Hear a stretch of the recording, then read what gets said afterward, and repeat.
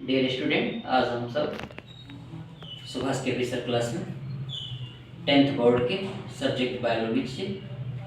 जीव विज्ञान से पोषण टॉपिक को पढ़ेंगे। पोषण, न्यूट्रिशन, जैसा कि आप नाम से ही वाकिफ, पोषण, न्यूट्रिशन, और ये पोषण शब्द आने से ही आप ये समझ लेते हैं कि खाना, भोजन करना। प्रथम दृष्टया आप इसको संक्षिप्त रूप में इतना कह सकते हैं, लेकिन भोजन ग्रहण करने से लेकर के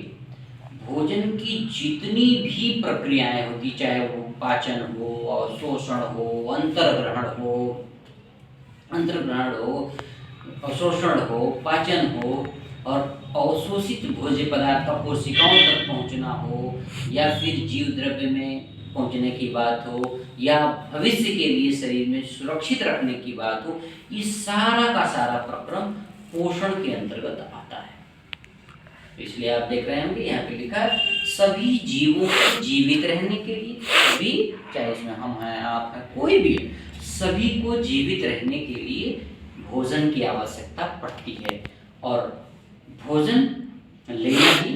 पोषण होता है। या और भी इसको विस्तार से हम कह सकते हैं, सभी जीवों को जीवित रहने के लिए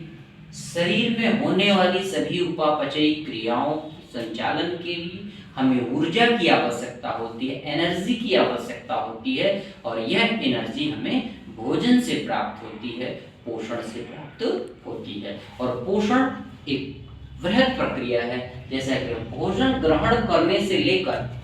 पाचन, अवशोषण, कोशिकाओं तक पहुंचना, कोशिकाओं में उसकी ऊर्जा उत्पादन में प्रयोग करने और जीव द्रव्य में स्वांगीकृत करने तथा भविष्य के लिए उसे शरीर में संग्रहित करने की समस्त क्रियाओं का सम्मिलित नाम